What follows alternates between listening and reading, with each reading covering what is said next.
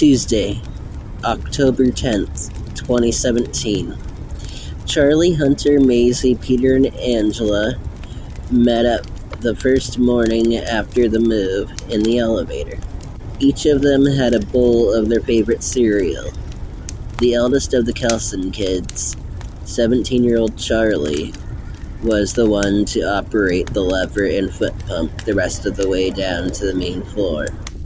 They enjoyed their cereal in the dining room at the large table. Their Grandma Mildred and Grandpa Herman were already awake and in the living room by the fireplace. Herman had a fire going already in the fireplace, as that autumn morning was chilly, a little too cold for his old bones. Charlie grabbed his laptop from his bag he'd had hanging off his shoulder since he left his room. When he opened it, the screen powered on with the device's brand logo. Then he opened the app, Binge It All, and with his siblings and cousins, he searched for a show to watch. Just as they were about to watch Ergo Proxy, the laptop crashed. This was very upsetting. "Fuck!" Charlie shouted, staring at the screen. "Language! Fucking language!" Herman shouted, still by the crackling fire. "Sorry, Grandpa," Charlie hollered back, chuckling.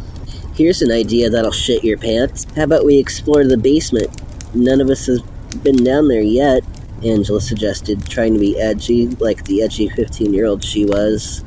Everyone exchanged looks of curiosity and consideration before agreeing, with matching exaggerated shrugs. "Fuck it.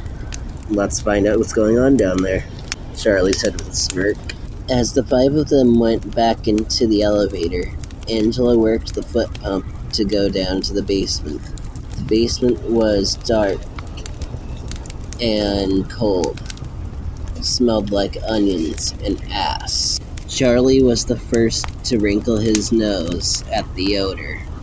"Smells like Onision had sex with Ian Watkins in a Wendy's bathroom in Sacramento while In-N-Out jerked off in the corner," Hunter said, being the first to comment on the odor of the basement. "Accurate, but what the fuck?" Charlie asked, staring down his 12-year-old brother. Hunter shrugged awkwardly. Maisie and Peter immediately began searching for a light switch. Charlie, being the tallest, walked face-first into a pull cord. Instinctively, he flailed his arms until he accidentally pulled the cord, turning on the light. The light flickered briefly.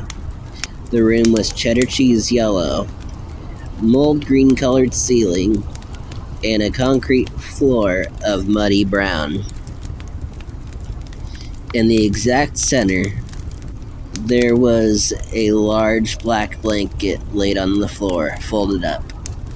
This intrigued Angela greatly, and she could not resist. She grabbed the blanket and struggled to drag it off the space, coming to discover that the sheet was weighted. When she pulled the blanket all the way from where it was, the revelation was astounding to everyone in the room. A 2-foot by 2-foot iron door with a handle of silver that resembled a serpent folded in half. Angela looked at Chandler, who silently tried to tell her not to open it with a left to right head swivel. "Fuck around and find out," Peter said with a shrug, making the choice for everyone, and yanked the door open. The room became much colder, making 7-year-old Maisie shiver so badly that it nearly resembled a seizure. With little to no hesitation, Angela hopped in, landing on a platform 3 feet below the doorway.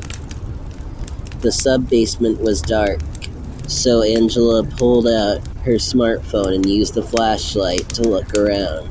The walls of the sub-basement were concrete, and the floor beyond the concrete platform and stairs was muddy. Vaguely smelled sweet, but also very musky. Similar to the basement above, yet somehow worse. There was a huge black trash bag.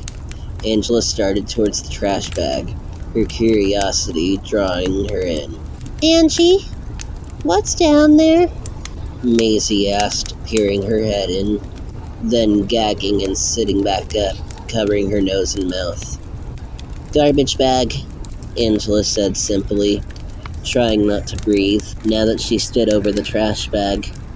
She pulled the drawstring open, and a swarm of blowflies flew out of the bag by the thousands, and the bag collapses as a technicolor goop pours out, pooling at her feet.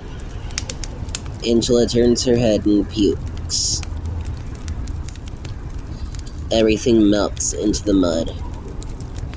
Another smaller trash bag sits there as the swarm circles back, sucking up the goo off of the bag within the bag she just opened. When the swarm cleared from in front of her, she tears open the second bag as it was wrapped around something rectangular. As the bag splits open, she sees what was hidden in the sub-basement. It stares back at her with eyes it shouldn't have. It's a book with eyes. 5 black eyes resembling googly eyes, bound in flesh and tree bark. The circular eyes are bloodshot and not at all glazed over. They move, looking her over as she looked back. After a minute of standing with the book in the sub-basement, she tucked it under her arm, and it made a mild whimper sound as she looked back at the stairs. She turned her phone flashlight off, then she walked up the stairs through the swarm of blowflies.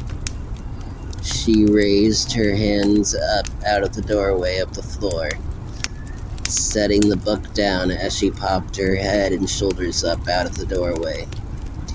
She pulled herself up as the book's eyes turned their gaze upon Maisie, Peter, Hunter, and Charlie, memorizing Angela's cousins quickly as they gazed back at the book and the small portion of the blowfly swarm that escaped the sub-basement.